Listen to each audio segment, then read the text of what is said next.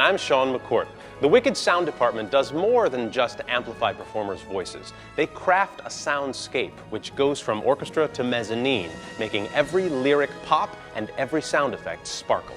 My concept of sound design is we're doing a live show, and our strength lies in the relationship between the performer and the audience. Tony's goal has generally been to make bring the show out to the audience as best as possible without drawing too much attention to the sound.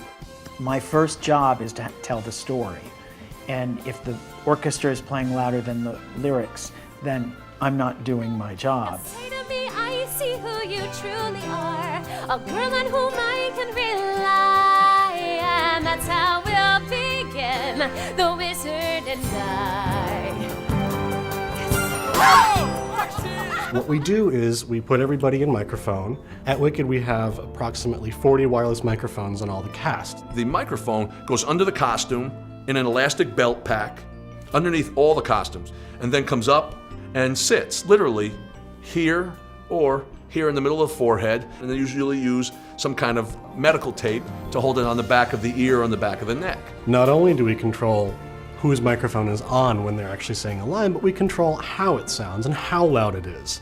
I try to make it sound like the voices are coming from the stage and the orchestra is coming from the orchestra. So we're perfect together, born to be forever, dancing through life. We have a lot of speakers, but that's really good, because then we don't have to really get huge and loud all the time. You have to still have a dynamic, and Tony's done a great job with, it's a really nice system in that respect. Jordan Pankin and I, our sound mixer on Wicked, have worked together for a really long time. And with Jordan, I don't need to spend a lot of time at the console. I can spend more time with the director, more time walking around the house, because he knows exactly what I want. I've worked with Tony long enough to know where he likes that balance and where he likes the orchestra to sit in relationship to the room and to the vocals. And you kind of know, as a sound man, what's too much and what's too little. The sound mixer performs every night, and there's no break. There's no break between mixing a musical number and mixing a book scene. Is very similar to the operator because they're bringing one mic up at a time. Every line has one microphone on. And so the sound mixer has to know the script, they have to know the orchestration, they have to know the orchestra, they have to know the orchestra cues.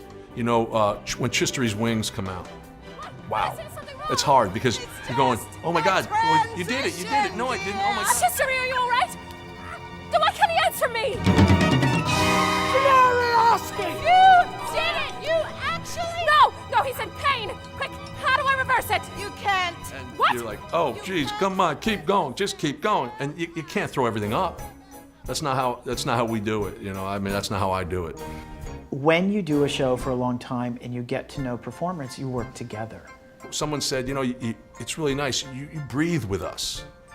And I said, you're right, because if I didn't, nobody would understand what you're saying. And so you really have to kind of know that when they go, well, leave the mic up a little bit, because they're doing that for a reason.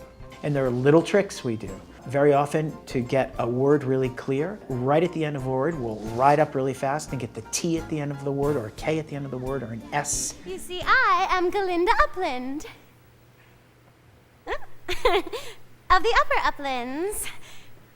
I've applied to your sorcery seminar. Perhaps you recall my entrance essay, magic wands. Need they have a point? And actors are actors.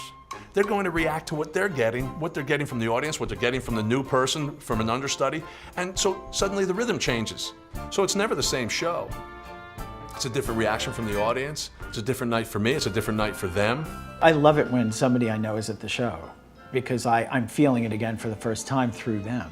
I also love to go down on the side of the theater and just sort of hang out towards the end of Act One to watch the audience when she goes up and defying gravity. It's always fun to just watch everybody go. In theater, to have them really listen and to just you totally grab them in, that's what I like being part of. When I'm doing the right thing, and when the mix is right, then, I did my part. There will always be a person in the front of the theater mixing a Broadway musical because you can't do it. It's like acting. You know, you've got to have a person there because they're doing it as it's happening. It's theater, it's live. And that's what we do best.